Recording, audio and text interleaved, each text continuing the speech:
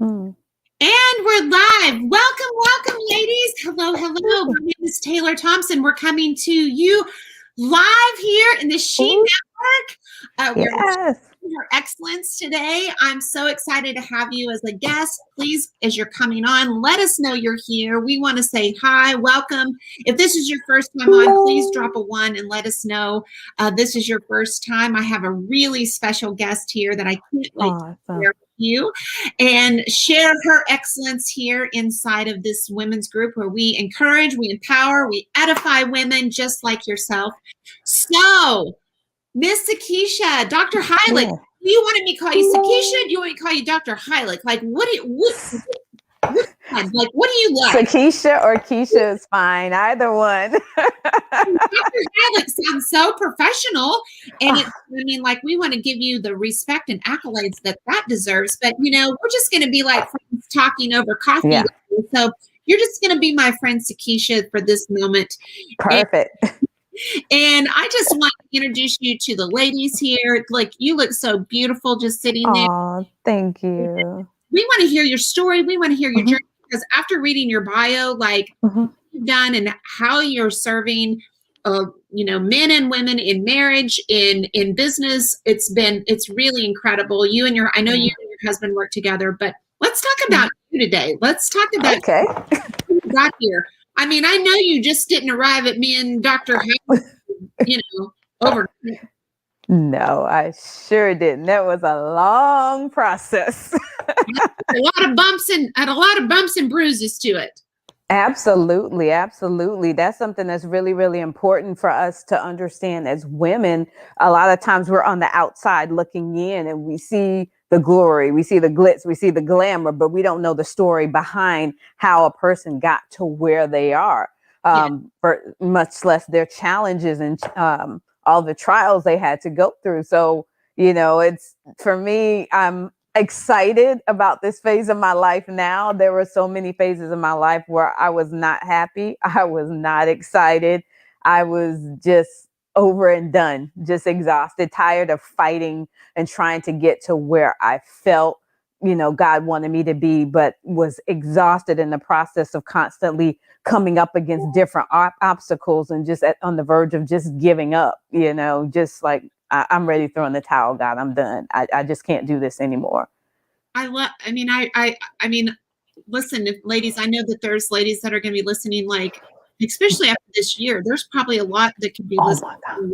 I'm done. Like, I'm exhausted. I'm emotionally and physically Mm, worn out after what we've all been through. But absolutely.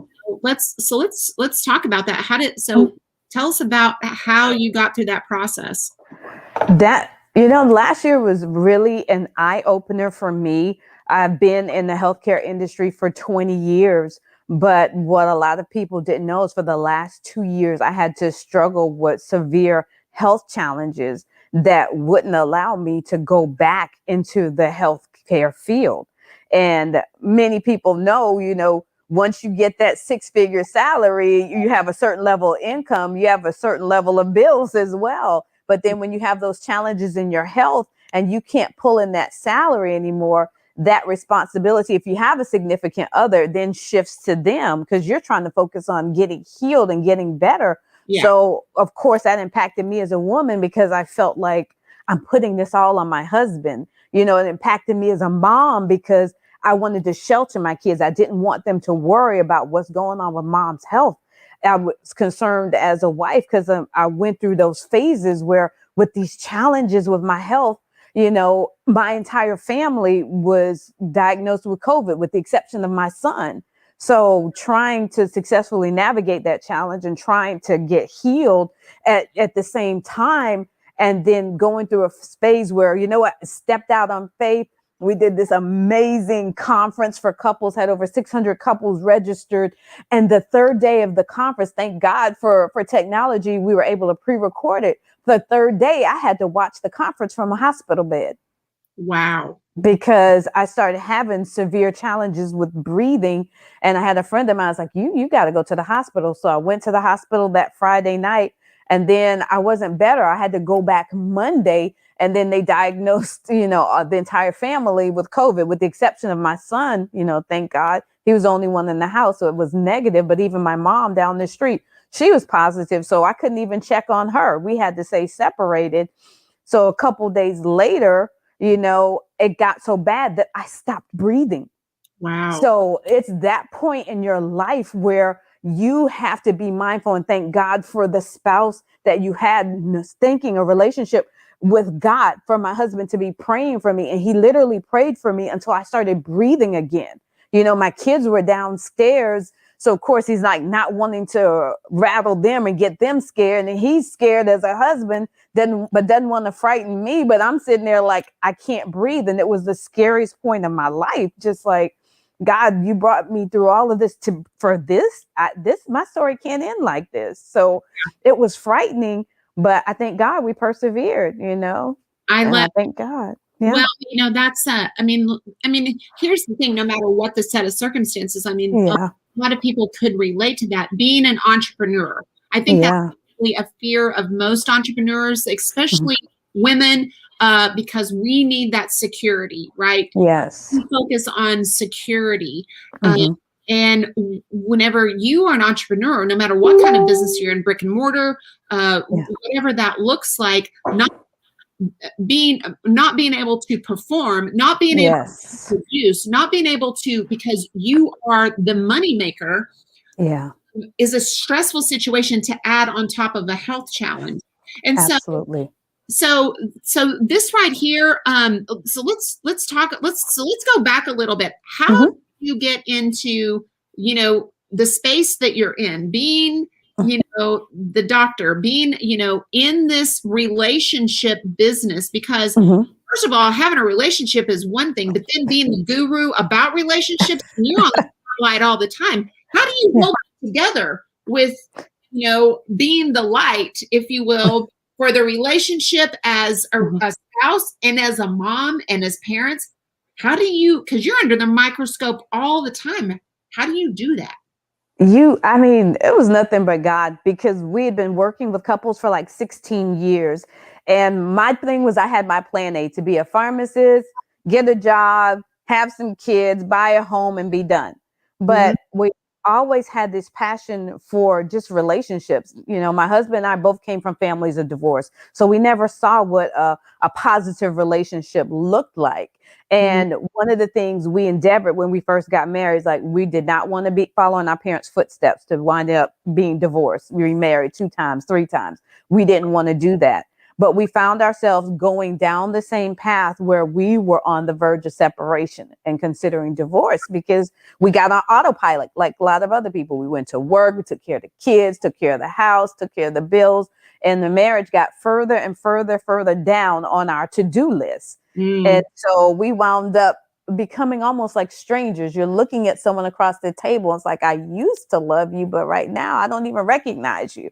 So, we had to get to the point where we had to make our marriage a priority and start working on it and doing those things to enjoy married life again, enjoy spending time together. Because, we go hard for our kids, we go hard for our businesses. But when it comes to our spouse, it's like, oh, I'll get another one.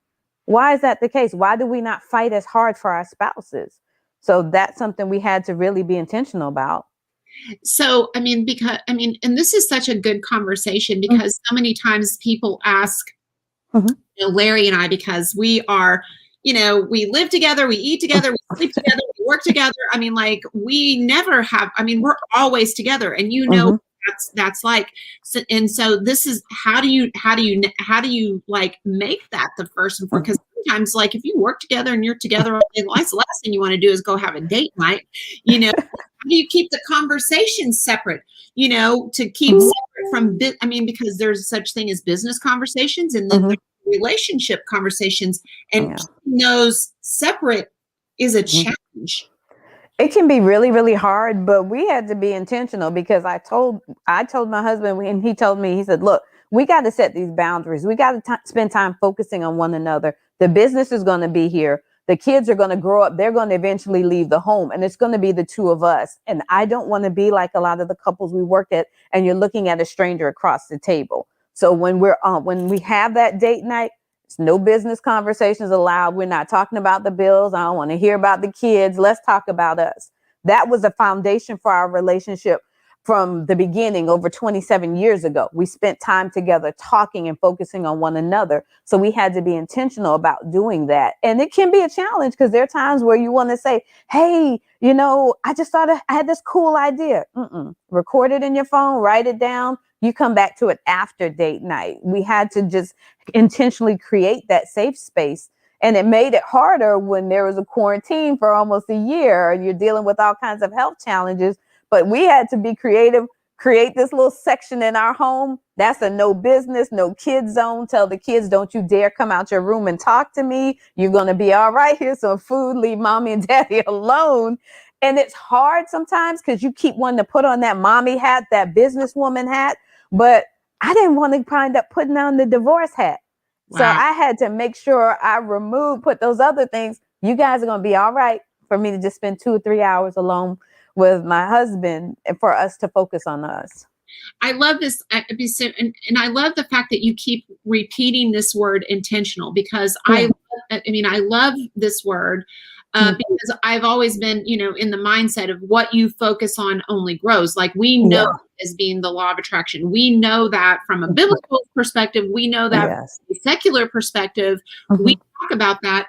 But do we actually live that? So we think about, Larry and I communicate it from an 80, 15, and 5 perspective. Okay. That you have to keep your vision on the 80% of what you love about that person. 15% that's questionable, and not the 5% that sucks, right? You can keep your mind on the things that you love about that person. So being intentional inside a relationship requires mindset. It does require time that you make for and not the back burner. And this to me, Sakeisha, is such a prevalent conversation. I remember whenever I first became a mom, and I did a series called Prep for Parenting. It was called Growing Kids God's Way. Oh, I like that. And I remember this is that, when the baby comes, that sometimes the parent's mindset change is that the child becomes the center of the family. And so whenever they said the child should not be the center of the family, the child has to be a welcome addition to the family, because the couple married, that is the core of the family. The children don't make the family. The children are the welcome addition to the core of the family. And that always stuck with me. And what you're saying really, it reinforces that mindset. And I don't think a lot of moms in particular, because you said it, we all out for our kids, not all out for the spouse. And so it's almost like they become the focal point. And do you think that's probably a reason why a lot of families fail later in life, because they've changed their focus, they've shifted their focus? Do you see that a lot with you counseling with couples? We do. And a lot of times we have to realize that sometimes couples will say that they've fallen out of love with one another. No, you've kind of redirected your love towards something else. And a lot of times it's your children. For some people, it could be their business. But understanding God gave us the children for us to raise for a period of time. We're to pour into them, and then they're to go on their own. When they refer to that threefold cord, it's the husband, the wife, and God. The three of them are together. And then the kids, like you said, they're that addition. But then their kids are going to create, hopefully, their own families. So we're pouring into them for a season. They talk about the husband and wife leaving their parents and clinging to one another. There's a reason for that, for the husband and the wife to come together. But a lot of times when it's the husband and the wife, then when we put the kids in the middle of the business, all of that's creating that separation and a division. And that's not God's plan for the marriage. Because what happens if that business fails? You've allowed that business to come between the marriage. What happens when we have kids that Sometimes they don't grow up, they don't do the things that we want them to do. Now you've allowed that to become a dividing factor in your marriage or in your relationship. So you've got to learn to establish those boundaries, not meaning that you don't care for your kids. Of course you love your kids, but the relationship, the primary one is going to be first with God, then with your spouse, and then the kids. It doesn't mean you don't love them anymore, but it means you recognize the priority for them, and that happens in relationships. I love this because you referred to the scripture, and I know that, and some people may not know what that particular scripture is. It's the threefold cord is not easily broken. Right. It's not twofold, it's threefold. Right. And it's a cord that's intertwined, that's not easily divided or broken. And I love, so whenever you're using this symbol, like here, I always taught my kids, like, if you keep your vertical relationship right, your horizontal relationships start taking care of themselves. Yes. And so this, it really is. I mean, because like you're on a whole nother level, right? For you to be the doctor of the relationship, of the marriage, and the counseling aspect. I mean, you talk about accountability for yourself. Right. How do you personally stay? What do you do to stay in check? Because that's a big responsibility, because the law is on you. Yeah. You know what? I partner with other wives, with other moms, because you can't do this by yourself. I have a friend where she lives not too far from me, but we check in with each other. I mean, maybe 2 or 3 times a week. And it's kind of, how are you doing? What's going on? And we talk about, hey, I've got this concern, be it with my spouse, be it with my children. We might even find that our daughters may be facing similar challenges, and we encourage one another. Look, this is just a temporary season. Sometimes, you're being tested.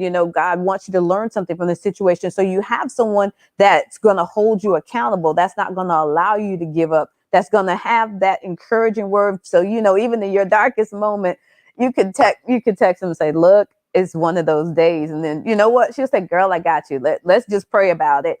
And it's not for someone to be, super spiritual, because we use this acronym a lot. ACT, action changes things. We're going to have to, in addition to our faith, we got to have some actions behind it. What are we going to do to, prevent this from happening again? Or what are scriptures that stand on? What can we do moving forward? So that's something that we do as well. So I have a little accord. I love this. I love ACT. So ladies who are taking notes, ACT. Action changes things. I love acronyms. First of all, I love acronyms. But what you're saying right here is really, really good, because, I have, there's a lot of ladies in here that are top tier women, probably number 1, top 10 in their network marketing companies. Yeah. There's a lot of those kind of women. And I love what you're sharing here, because, you can be easily perceived as the guru, the doctor, the end all, the stopgap, one that has all the answers. And I really love the fact that you are putting yourself in a position for accountability. Absolutely. And so many times I think that women especially kind of shrink back because they're afraid, and this is a real big conversation. They're afraid if they make themselves vulnerable to another woman and let their guard down, and maybe share something that's personal going on inside of their life, whether it's relational, financial, health, all the challenges of life. Yes. That we let somebody else in and get a glimpse of what's happening behind closed doors. Right. That we feel that's a threat. That's a threat, right? And so I feel like women they're afraid, first of all. Yeah. To find safe places. They're afraid to be, let another woman in. And so how do you go about doing that? What kind of words or what kind of wisdom would you share with some of the ladies listening in to find that accountability, to find that person that you can be your confidant, that you can trust and be accountable to, and pray with, or be whatever that looks like. What wisdom would you give to them? I mean, I would tell them, look, none of us are perfect. We're all a work in progress, and we all need to be held accountable. This is life is continuously an on the job process where we're constantly growing and evolving. And I look for women that have been where I've been in.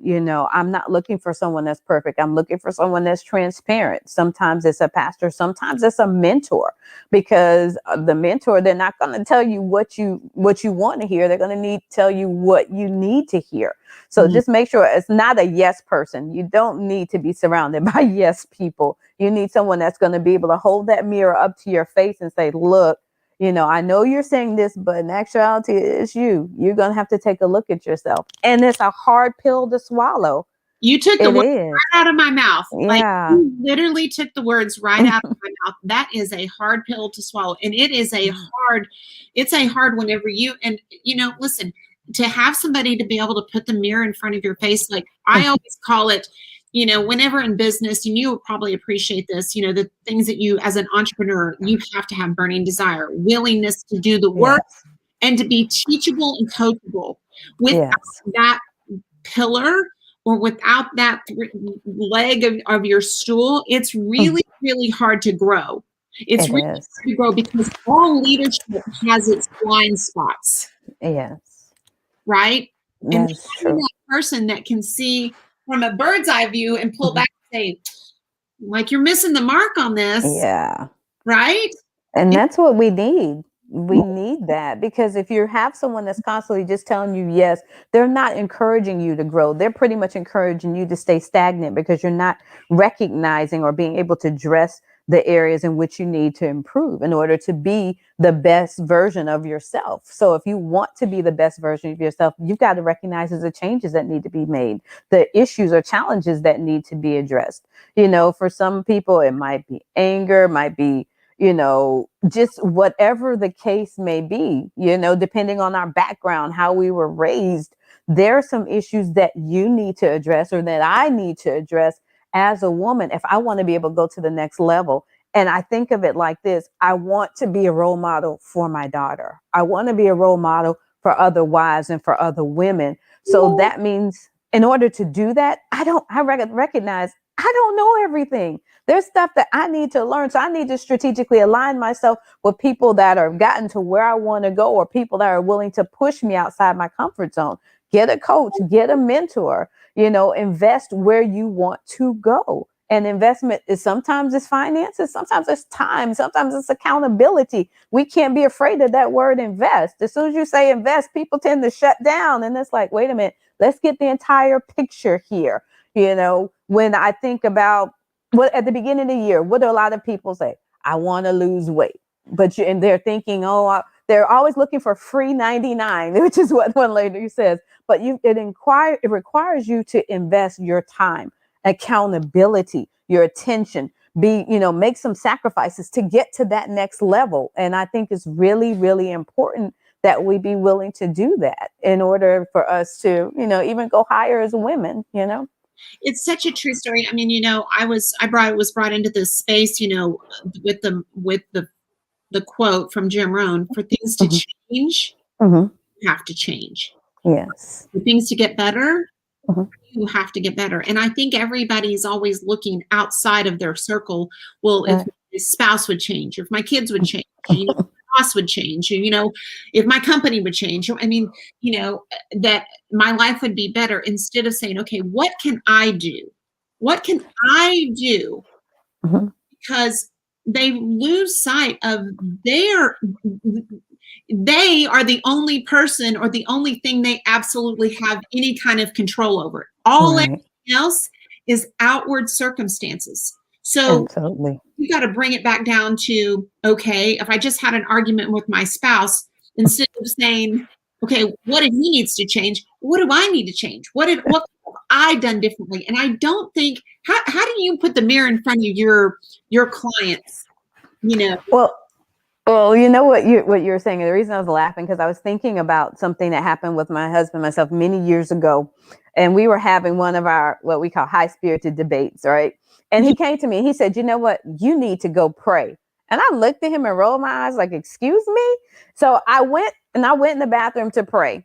And I spent like the next couple of days going to the bathroom to pray, but I was really just fussing at God about this man he'd given me. So, when you have a conversation, it's supposed to be a two-way street. You talk and then you listen. I didn't get that part. I was just talking, talking, talking, talking.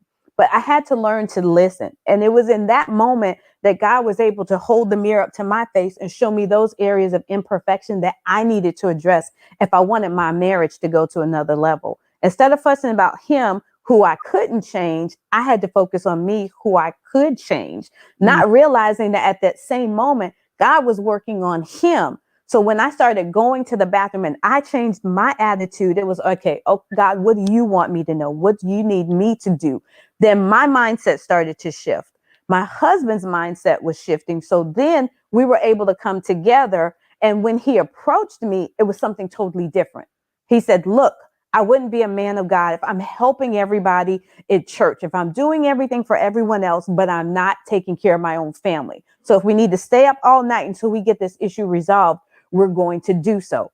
And that was totally different coming from him. So maybe it could be a business, could be your children. Learn to start going to God and saying, "God, what is it that I need to do?" Because I can't change them, but what I can change is me. So when you start downloading to me what I need to do, and then he'll take care of the rest. You may have to action changes things. Your actions may have to change. Your mindset has to change, but you got to be willing and ready to receive what God is saying in order for those to take place. This is I mean, like, this conversation is applicable in so many arenas of life. I was having a conversation with a gentleman, yesterday, and it was something like he called me and he was telling me, something that, I had said or did and had an impact on him, and how much it was just a very encouraging, empowering conversation, right? And I said, that was one of the reasons. And I told him, I said, that's one of the reasons why I created this network, why I created the She Network, sharing her excellence, empowering, encouraging, and edifying, because there's so many times that women, especially, they say, or they see you and they love your outfit and they're thinking it, but they never say it. Yeah. They're thinking it, but they never act upon it. And I said, how different would our world be? Because he took the time out of his day, away from his family, away from his business, to tell me something that there was no monetary, there was nothing in it for him, other than he was just telling me something that was really about how I inspired him, right? What would the world look like? What would your relationships look like with your children, with your spouse, with your friends, with your relatives? I mean, everybody. If whenever somebody in your mind dropped and you go, I need to tell them. I need to tell them that what they said or what they did or changed me, helped me, served me, edified me, empowered me. If everybody did that one time a day, can you imagine how uplifted people would be, how inspired, empowered people would be if everybody just did that once a day? It would be empowering because if you think about it, a lot of times we're impacted by what's going on around us, what we see, what we hear. And as women, we have to realize just because I give another woman a compliment, that doesn't diminish who I am as a woman or what I bring to the table. It's not a competition. We need to be complimenting one another. Just because you're strong in the area, you might be the solution to the challenge that I'm having. So why should I try to take away from what you're doing? I'm going to celebrate what you're doing because you know what? I got to be able to celebrate myself and as well. We need to be able to celebrate one another. And sometimes we allow things like fear and pride to hold us back, to keep us from saying, "Oh, wow, you look great in that dress." That doesn't take anything away from the dress you're wearing. She's wearing that dress. She looks amazing. She gave her speech was amazing. That problem she solved was amazing. Give her props. She's worked hard. You don't know what kind of uplifting that might do to her spirit. You don't know what kind of battle she's facing behind the scenes. Right now, you see the smile on her face and you see what she's doing, but you don't know the tears she cries at night. You don't know the challenges she's facing at home. And that simple word of encouragement could shift the entire trajectory of her day. So I say, open your mouth and speak. You are preaching.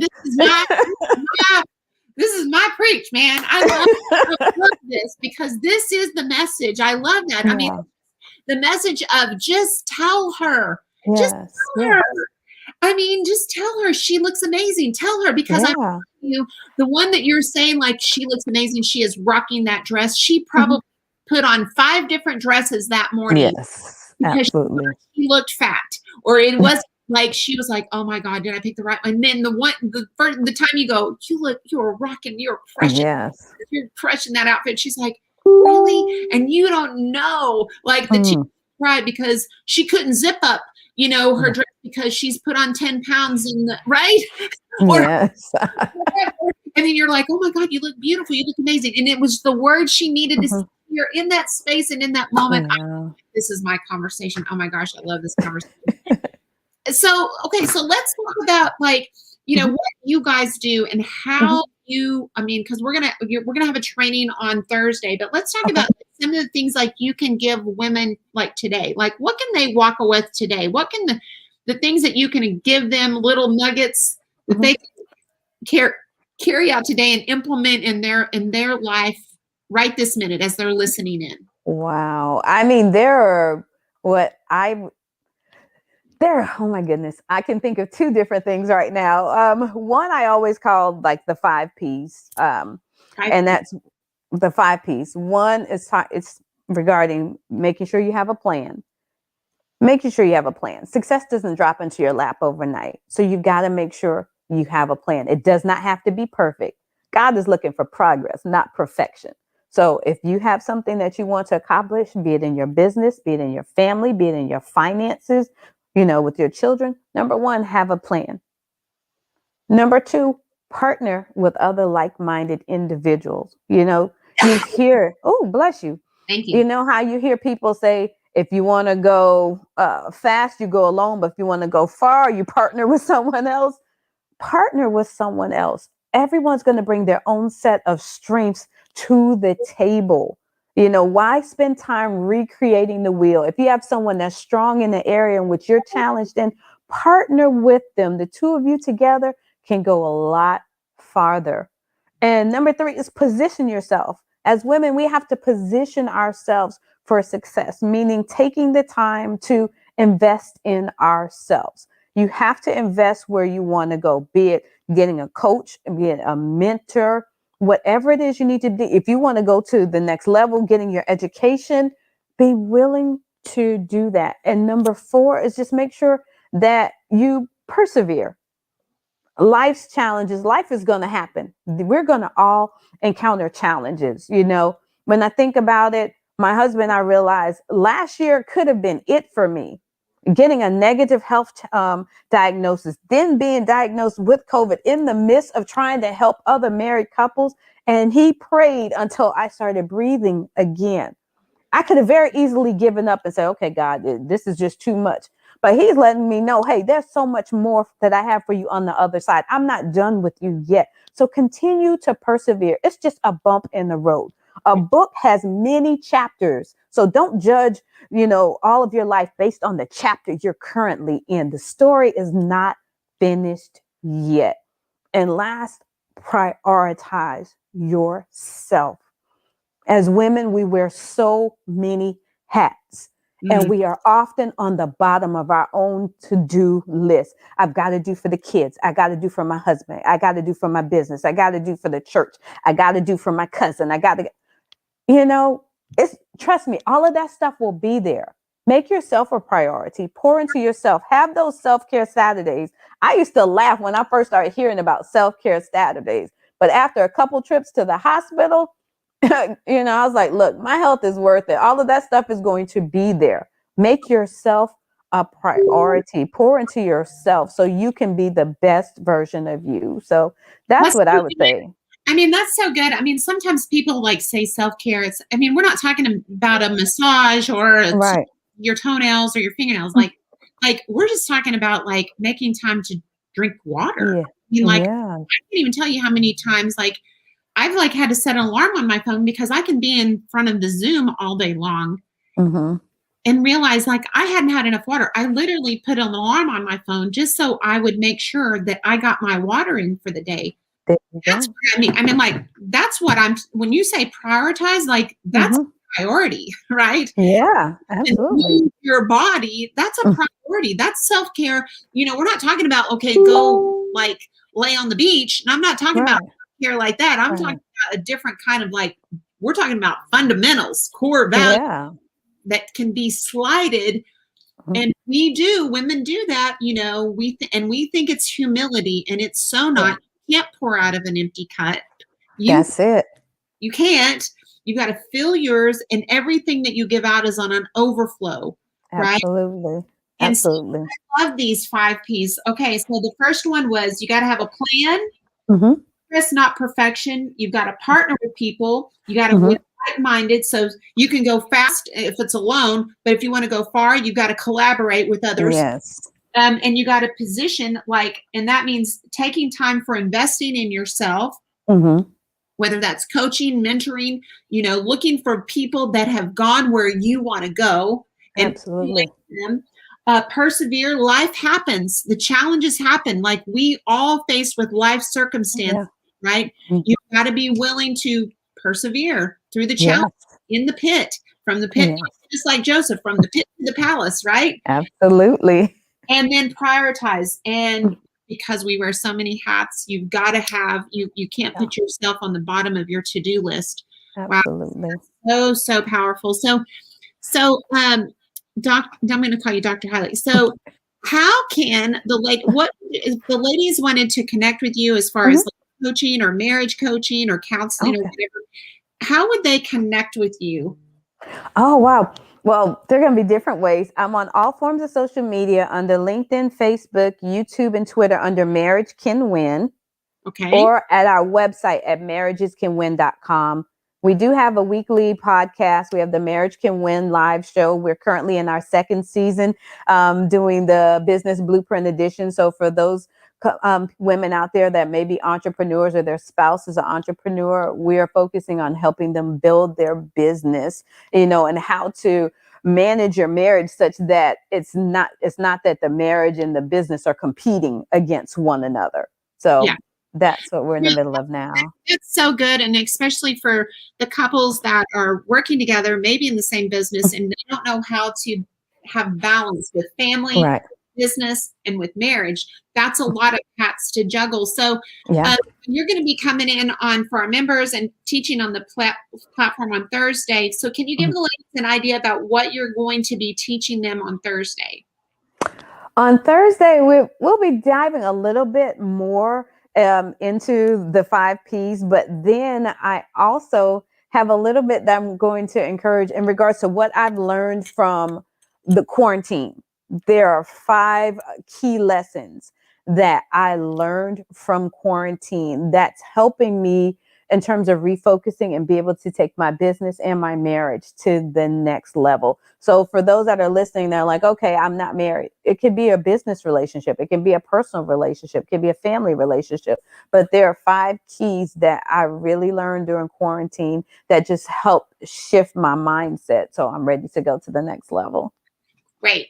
So that's going to be, so if you haven't joined the She Network, if you want to be involved with our membership platform, we have a whole different platform with members where we do training every Thursday with different women that you can go to myshenetwork.com and